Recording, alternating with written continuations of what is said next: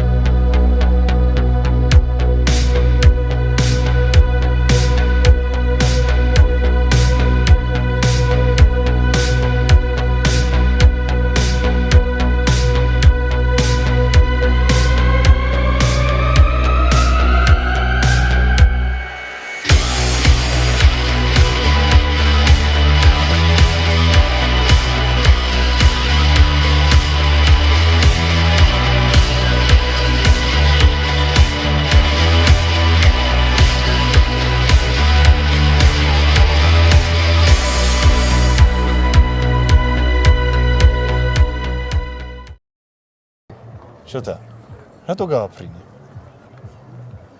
კიდე უნდა გველაპარაკა.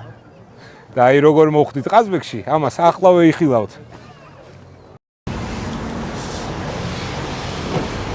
ხო და მოკლედ, ხო გახსოვს ის ჩემი BMW რუხი. ხო და რო ვყიდი ის ტიპი მეუბნება, რომ ძალიან მაგარი მანქანაა, მაგრამ იმის სრული არ უთქავ. იმის სრული. მერე? არ იყიდა. კაი? ხო. ხო გახსოვს რა მაგარი. მაგრულის გამო არ იყიდა ეგ მანქანა. ხო, და ბოლოს სომხებმა წაიღეს ეგ მანქანა. აუ, კაი. რა იყო, რა ნაგავიგიყრია შოთა. რა გამავიწყდა გადაყარა რა და ჩავა. ეს რა ქაღალდია გავკრა. არა, მოიცა რამე საბუთი არ იყოს ეს და გაშალი ნახე რა არის. წერილია ბიჭო რაღაც. რა წერილი? შვილო გოგა. შენ და შოთა ღირსეულად დააბიჯეთ წინაპართან.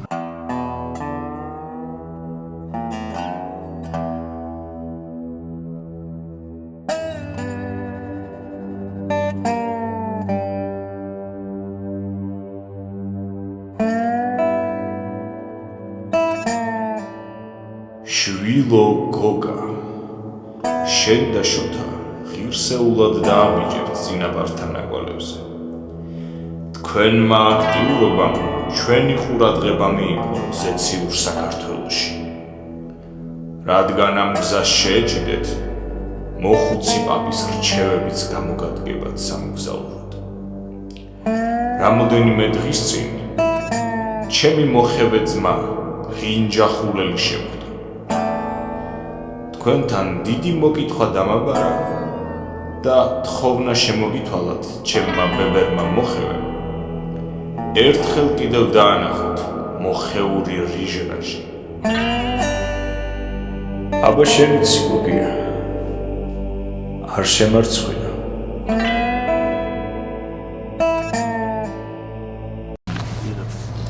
ესე იგი რა გამოდის, რომ სუმელჯი სულთან დაყვებოდა ეს პერიოდი არა? რო არ მიჯერებდი გახსოვს? ცოტა რთული დასაჯერებელი კი არის ოღონდ. შოთა. ხო. წავედით ყაზბეგში. დავაი წავედით. ონდი ნაგავი ბარემ გადააგდე რა.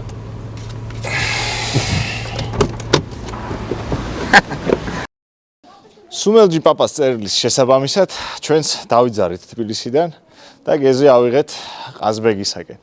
და ყაზბეგის გზაზე გვხვდება საკმაოდ საინტერესო კულტურული მემკვიდრეობის ძეგლი. ეს არის ანანურის ღვთისმშობლის მიძინების სახელობის ეკლესია. ჯეო მეგობრებო 1699 წელს აგებული. ნუ არქიტექტურა ძალიან საინტერესო, გასაოცარი, მხატვრობა და რა თქმა უნდა პირველ რიგში ის მემკვიდრეობა, რაც ჩვენმა წინაპრებმა დაგვიტოვეს.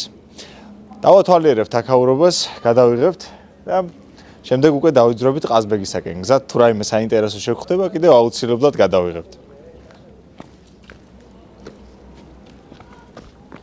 საინტერესო მხატვრობებს ვხვდებით ანანურის ეკლესიაში. აქვე შეგვიძლია ვნახოთ, ნახე საკმაოდ საინტერესოა ესეც, რომ რუსული წარწერა, ეს არა აშკარად მეფის რუსეთის დროინდელია. 19 საუკუნის საფლავებია აქ. აქ განისვენებენ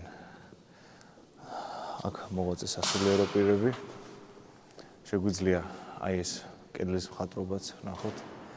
დაზიანებულია ჟამთასვლისგან, მტრებისგან, შეთეთრებულია კარგად ვიცით ვისგან. ზოგი. და სხვათა შორის აქვე ანანურის ეკლესია შეგვიძლია გავიდეთ და ვნახოთ გადახურებს წყალსაცავს, ჟინვალის წყალსაცავს, რომელიც მე-20 საუკუნეშია გაკეთებული ეს წყალსაცავი. ამ ხეობაში, ხეობა იყო, რამდენიმე სოფელი იყო განლაგებული, წამოდი გავიდეთ და თან შევხედოთ. გადავხედავთ აქ. რამდენიმე სოფელი იყო აქ განლაგებული და საკმაოდ მიმზიდველი ადგილი იყო იმისთვის, რომ გაკეთებული იყო წყალსაცავი. და გაკეთდა კიდეც, მაგრამ ეს ყველაფერი დაჯდა იმის ფასად, რომ აიყარა მთლიანად ამ ხეობაში მობინადრე ხალხი ამ სოფლებიდან და გადაასახლეს სხვაგან. მთელი სახლები, სხვათა შორის ეკლესიებიც დაიტბორა და როდესაც ჟინვალის წყალსაცავის წყლის დონე იკლებს და დაბლა იწევს, ძალიან ხშირად ჩანს ეკლესია, რომელიც მე-20 საუკუნეში დაიტბორა ამ წყალსაცავის გაკეთების დროს. რამდენი ბავშვი ყავს მეთქი? ჩვენ არც ერთი. არც ერთი, ამა გაკეთებული ასე. ავტომატ პატარა ბავშვი და არ ამყავს ეძახის. რა დაუღება და ბავშვი?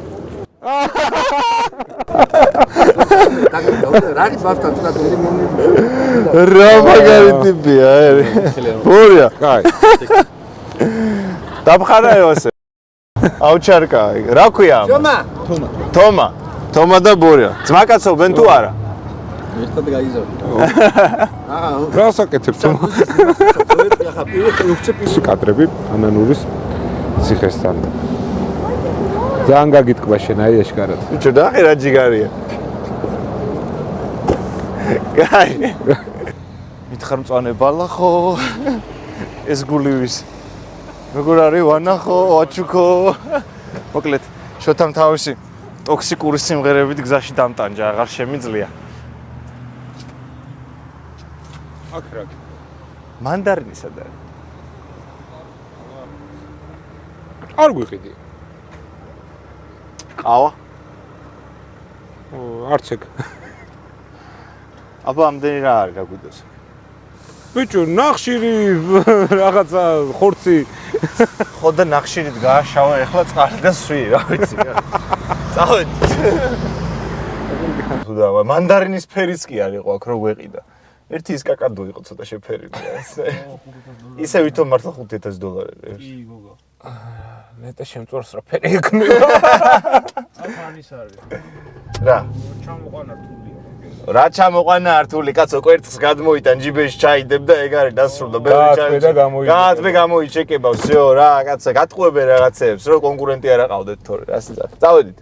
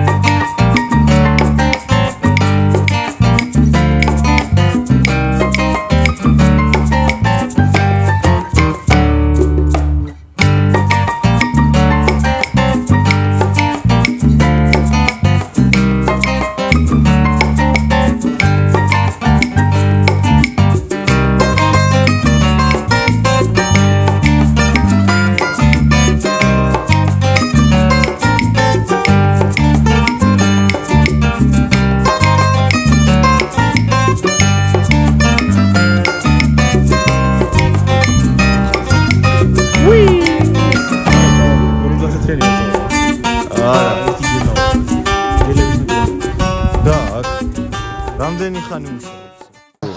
ძალზე მოდიოდი და დავინახეთ, ბევრი ხალხია შეკრებილი, ბურანები, ავიცით სიგები, 1000 რამეა და რაღაც კარგი გადასახედა. სად ვარ ჩოთა? ჩვენ ვართ ახლა მოკლედ გუდაურის პანორამასთან.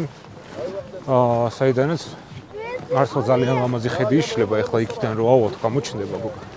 ხო და სხვათა შორის ვისაც აინტერესებს, ვინც მოყვარულია ექსტრემალური სპორტის და უნდა პარაშუტით გადმოხტობა, ალტერნატიული საშუალება არის პარაპლანი, რომელსაც საკმაოდ ბევრი ადამიანი დაფრინავს და გონი 250 ლარი ღირს, როგორც ნახეთ ინტერნეტში რომ მოვძებნეთ 250 ლარი ეწერა.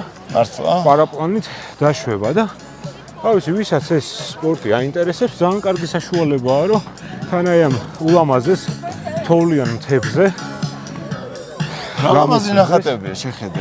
აქ არც ვიყავი მე არას დროს ნავყოფი. ქართული თემატიკა მთლიანად გამოსახული. ეს რომელი 1793. აჰა. ეს აშკარად ჩემი ჩანაფიქრით აქაურობა გიორგიევსკის ტრაქტატს ეძღვნება მე მგონი. ნახე შეხედე. კი. გიორგიევსკის ტრაქტატის 200 წლის იუბილეს ეძღვნება აშკარად შეხედე. ეხლა ვფიქრობდი და თუ დავაკვირდებით, აჩვენება მაყურებელს. ჩვენო დიდო ოპერატორო.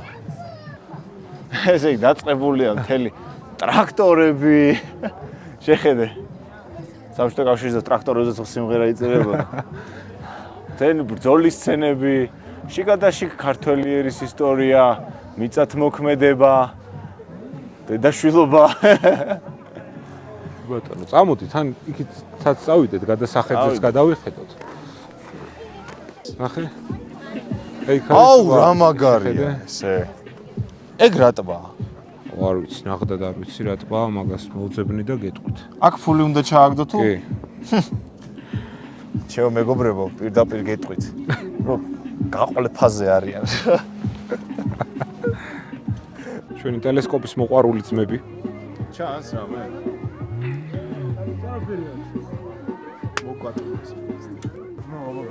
მოგვატყუე ეს კაცო. ეს რა არის? აბა ეხა გაიხედე. ჩემი ფერიც არ აჩენს. მოკლედ, მეგობრებო, ჩვენ იუთუბერები ვართ იმისთვის. ხო ისმის ჩემი ხმა. რომ როგორც უნდა გირჩიოთ, სად შეიძლება მოხვდეთ კარგ ადგილებზე, სად არ უნდა მოხვდეთ. აი ეს არის ფულის მახე მოკლედ რა. იმიტომ რომ ფული ჩავაგდეთ, მაგრამ არაფერი არ ჩანს მოკლედ. რანაირად ბიჭო? მოიცა?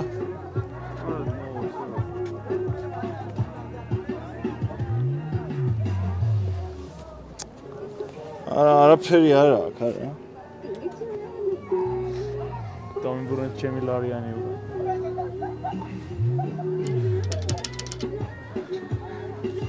აი, მოეფერე აბა.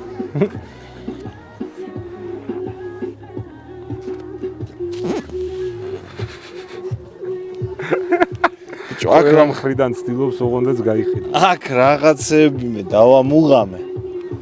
და ჩაფარებული აქ წინა მხრიდან და შანსი არ არის რომ დაინახო და.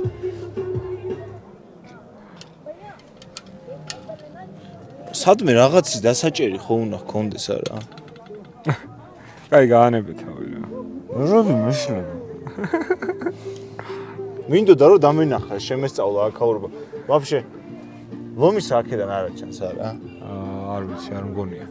არა აქედან არ გამოჩნდება. აქედან რო გაგვეხედა შეიძლება გეთქვა ჩანს თუ არა ლომის, მაგრამ ვიღაცამ ბოროტად მოგვატყუა. წავედით აქედან უკვე, მომშალე რომ წავედით. აბა მიდი გოგა, ჩვენ შენი გჯერა. ოპა! მოგესალმებით მეგობრებო. მარტივი რჩევები. ზამთარში უნდა იაროთ ზამთრის საბურავები. იმაში თუ გამოძებ გამოგლეჯე ავსრად. ველაპონში გამოგლეჯე.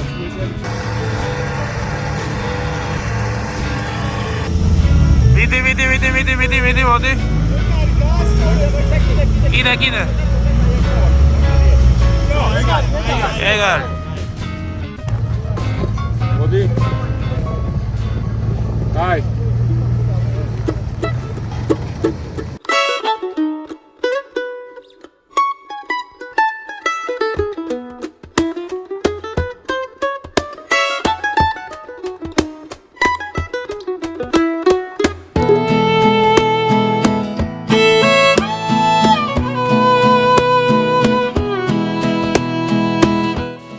ახლა ჩვენ ვაპირებთ რომ შევწვათ წვადი და გვაქვს აი ეს შესანიშნავი მაყალისაგან. თუ მაყალოა. სხვათა შორის მაყალია თუ მაყალო შოთა? რა არის? მაყალია თუ მაყალო? მაყალო ხო, მაყალოა. ეგ სხვათა არაფერი. შორის პირველად უნდა ვიხმაროთ ეს აღნიშნული მაყალი და რავი, მეც მაინტერესებს, გოგასაც აინტერესებს. უიმე, გიჟდება რა გამოვა, როგორ ავაწყობთ, როგორ გამოგვადგება და ერთად მოკლედ გავაკეთოთ ჩვენი მაყალის განყუთვა. მე კიდე დავიწყებ ჩემო მეგობრებო მანამდე. უფრო მნიშვნელოვან, უფრო არა, ხა არ დავაკნინებ. არანაკლებ მნიშვნელოვან. მაყალის აწყობას, მაგრამ ძალიან მნიშვნელოვან საქმეს დავიწყებ და ავაგებ წვათს შამფურებზე.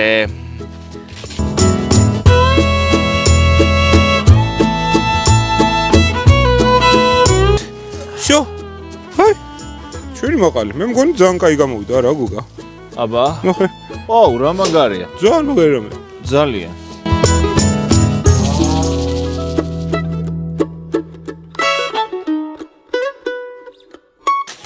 ესე იგი, ჩემო მეგობრებო, თუ გნებავთ რომ შეიძინოთ საუკეთესო ხორცი, საუკეთესო ფასად, აუცილებლად უნდა ეწვიოთ მაღაზია ნუზლს.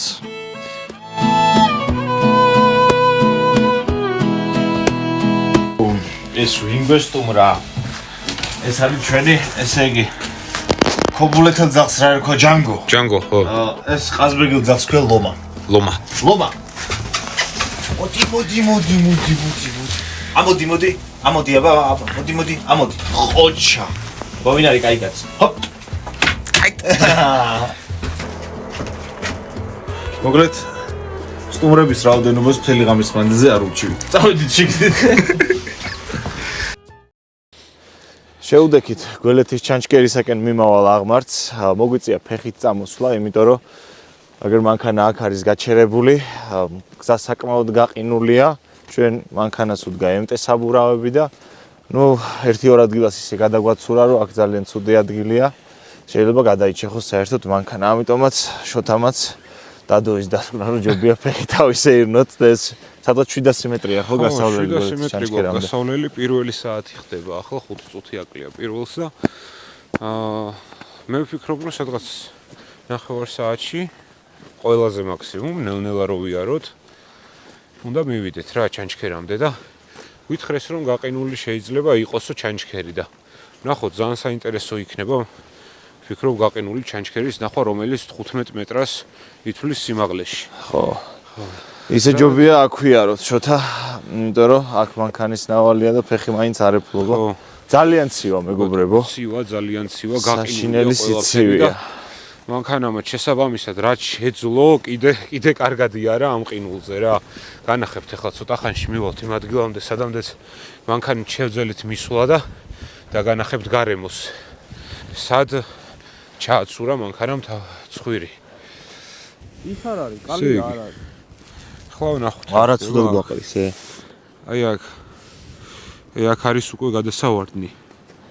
თან დაახლოებით რომ აღქმა მოხდეს. ამას ადგილას კი გავჩერდით, მაგრამ აი აქ პირდაპირ მოვდიოდით.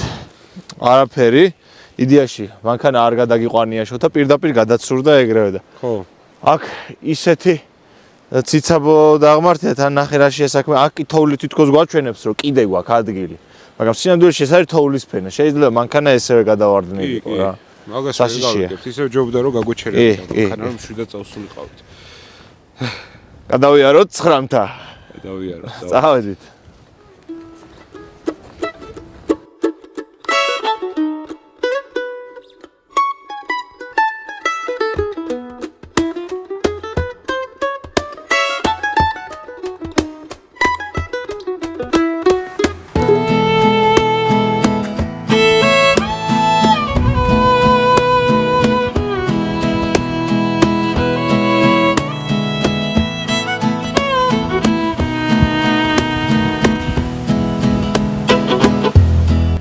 ეს საოცარი ადგილია, სადაც ყველაზე დიდი სიფრთხილე გვმართებს. აი ნახეთ ტოტები. აი ამ ტოტით გადავრჩებით მეგობრებო. ეს ტოტი არის ჩვენი სურვაივალები.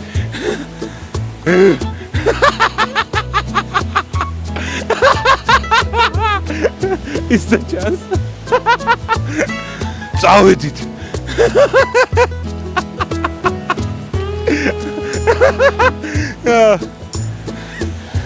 ამოვედით. ველედის განჭერზე. ო, სიფთხილე. ვაუ!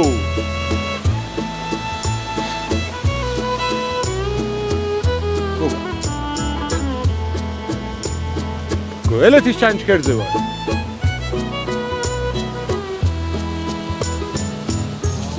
ოღონდ ეს პატარა ჩანჩქერია, დიდი ჩანჩქერი იქ ზემოთ იყო. ზაგვერია რა. გოგას გული აწუხებს და თუ შევძელით გადავა, თუ არა და დავბრუნდებით. მაგრამ აქ მაინც სიფთხილე გვმართებს მართლა, იმიტომ რომ ყინულზე დავდივართ რა. მოდი, გადავიღოთ. კაი, ჰა, თქვი რა. ცოტა ხანში ვერაფრის აღარ იტყვის. ჩემი გაანებე თავი რა. გაანებე თავი, არ წამოიღოს. აუ, ბიჭო. ოფლი ჩამამდის დედას ფცავარ გოგა. ნახე რა. ჭიქთ გადასვლა არ შეიძლება რა. აბა გადავი. გეტყვი ჩოთა როგორც უნდა გადახვიდე. მიდი შენ გადავი და გამოხო. მე გული მაქვს და თორე უეჭველე გადავიდე. აი ეს ნახე ნაბილი კარი როგორ არის? აი ესე გადახვალ და ეგრევე იქ ადიხ.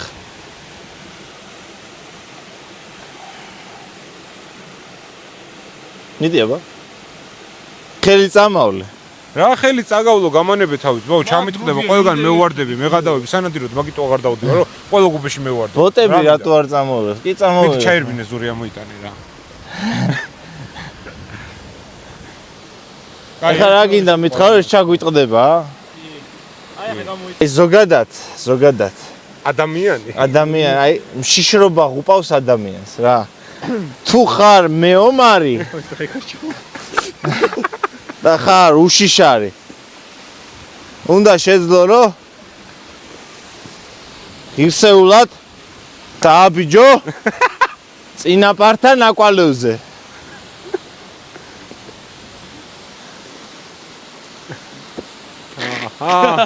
ჩავარდა?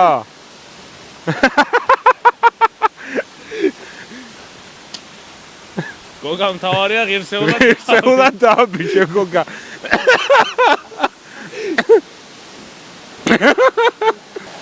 მომყევით. აი დაიჭირება. შენ ჩაგი. ვისაც გული გერჩით.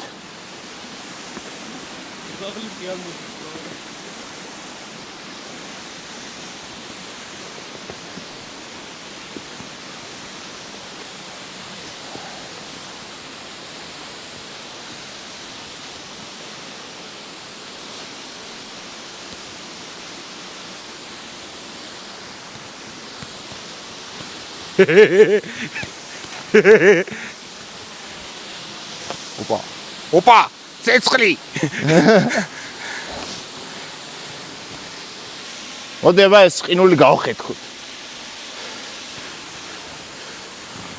არ გინდა რა, არ გაიყოლოს რა, ბზარი არა. აი მყოხე ხმა ხონდა. მაგარ. მოკლედ. უი მე რაციოა. ამოვიდეთ როგორც იქნა. გველეთის ჩანჩქერზე. ეხლა ჩვენ ვიმყოფებით პატარა ჩანჩქერზე. მეორე დიდი ჩანჩქერი წეგან ვიდეოში როგორც აღვნიშნეთ. არის ამ მთის გადასწრებ. გზას ავწდით. სადაც ხო, ნუ გზას ავწდით და ვერ მივედით იქამდე და.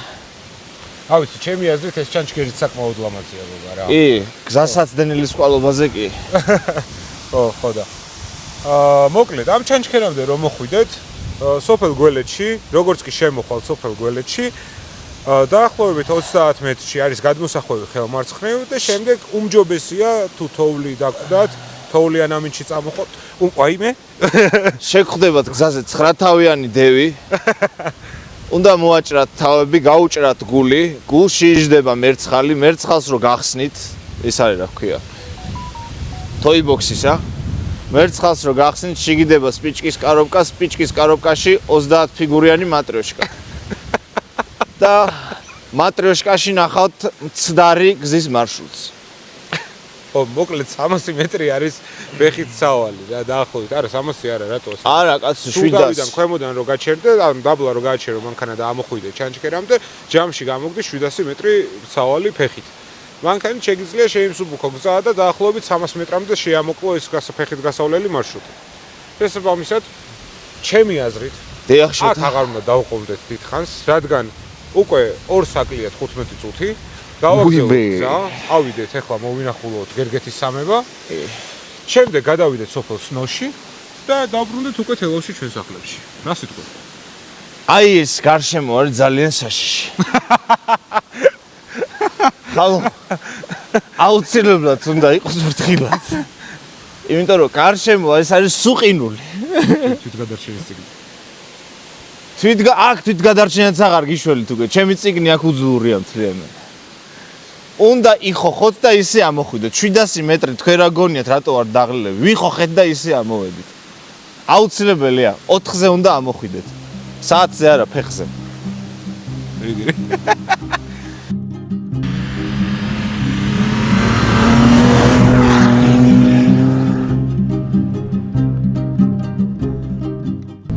არ ვაგზავნოთ გზას, მივდივართ გერგეთზე და აქ აი დიდ თოვლობის დროს გამორიცხულია ამოხვიდე რა. ეხლაც ისეთი სიმაღლეა თოვლის ისეთ ადგილებში, სადაც მზე არ უდგება, რომ საკმაოდ მაღალია რა. თან იყინება ღამე, ამ მანქანების სიარულისგან დელიკები გვხვდება ძალიან ბევრი აშკარად ტურისტები დაყავთ სამებასთან და მაგის გამო ბევრი ბუქსაობს, ბევრს უჭირს ასვლა და ალაგ-ალაგ სკიბეები არის გაკეთებული რა.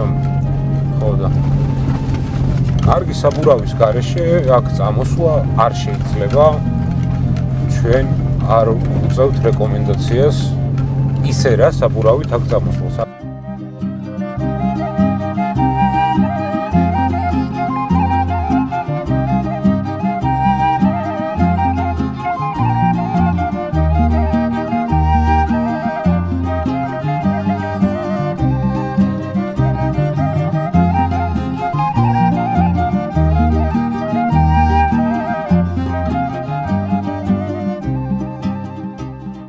გავაგზავნებ ჩვენი ვიდეოს ისტორიულ მონოლოგს.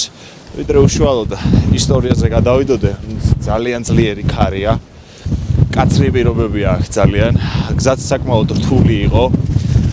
შესაბამისი მანქანის გარეშე, ჩემი აზრით, შეუძლებელია აქ ადამიანი ამოვიდეს. და ანარჩენი კიდე მოკლედ ვიმყოფებით ძალიან მაგარ ადგილას, გერგეთის სამებაზე. საკმაოდ დიდი ხანი მინდოდა რომ ამოსულიყავი ოცნება იყო ჩემი და ავისრულეთ მოკლედ ეს ოცნება. გერგეთის სამება რაც შეეხება როგორც ისტორია გვეუბნება, თავად ანდრია მოციქულს აღუმართავს ამ ტერიტორიაზე ჯვარი.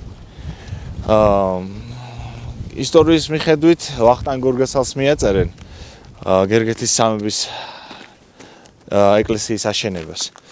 მაგრამ უშუალოდ ჩანაწერებში მოხსენიებულია მე-14 საუკუნიდან ეს ადგილი. ჩემი ინფორმაციით ხშირად იყო, როდესაც ბარშიოც ამ ტერი შემოდიოდა აქ ხშირად განძი ამოჰქონდათ, სამეფო განძით შეიძლება ამოეტანათ დასამალად და მტრებისთვის რომ ადვილად ხელმისაწვდომი არ ყოფილიყო. ფაქტია ეტყობა კიდეც ამ ტერიტორიას როგორი რთული მისადგომია თავისი მკაცრი კლიმატური პირობებიდან გამომდინარე და რთული რელიეფის გამო.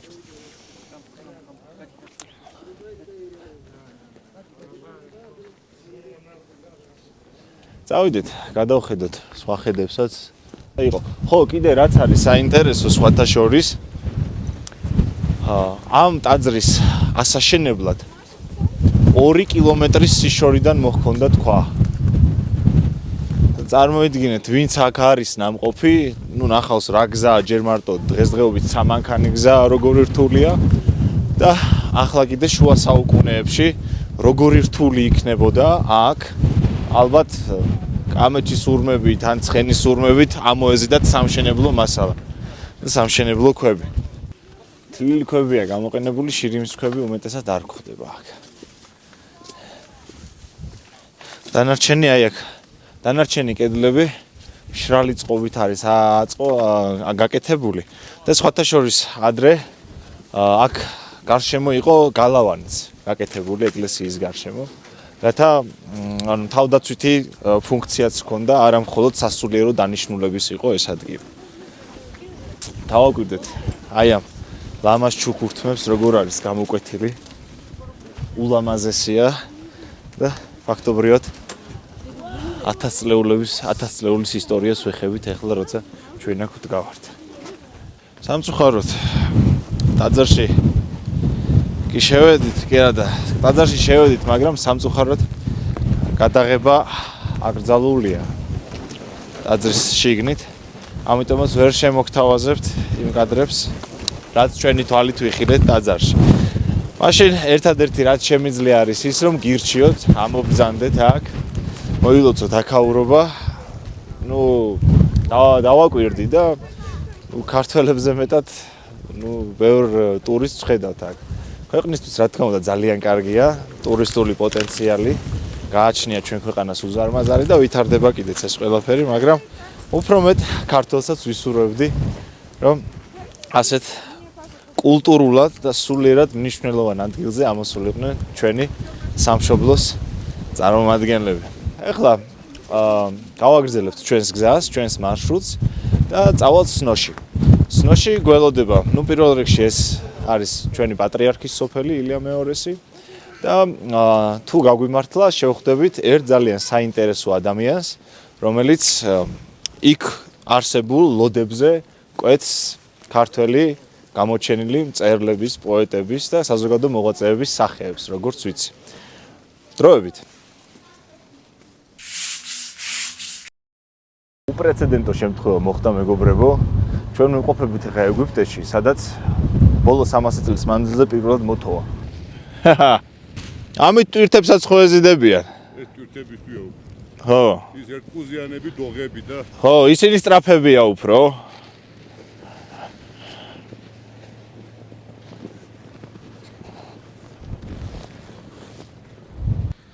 მოკლედ მეგობრებო, წამოვედით სნოსკენ დავიძარით და სნოსკენ მიმავალ გზაზე შემოხვდა მერაბიძიას ქვები.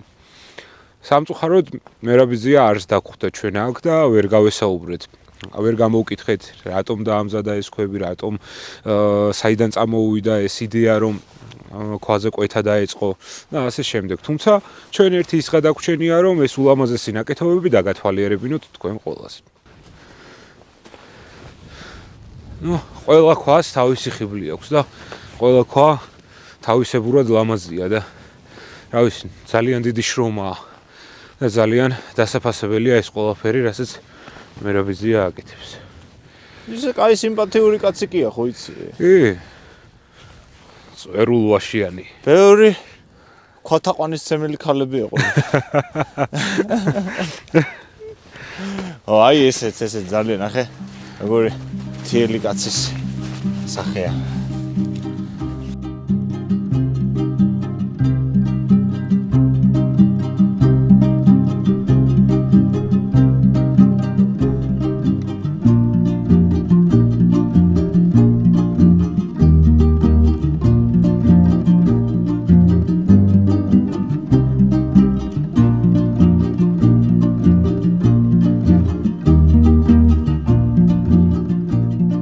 დრო მიდის, იცვლება ტექნოლოგიები და გადაადგილების საშუალებები. მაგრამ ჩვენთვის უცვლელი რჩება ქართული მიზის სიყვარული. არ ვხუმრობთ, როცა ვამბობთ, რომ ღირსეულად გვინდა დავაბიჯებდეთ წინაპართა ნაკვალევზე. ამ სურვილმა დაგვარღვევინა უფერული ყოველდღიურობა. ზოგისთვის უსაქმურები ვართ, ზოგისთვის ძალიან დაკავებულები. ზოგისთვის ისევ ბავშვები ვართ, ზოგისთვის მოგზაურები, იუთუბერები. არ ვიცით, განაჩენის გამოტანა თქვენთვის მოგვინდვია. ისე კი გეტყვით, რომ ამ ჩამონათვალიდან ცოტ-ცოტა ყველაფერი სასარგებლოა დიდი თავგადასავლებისთვის.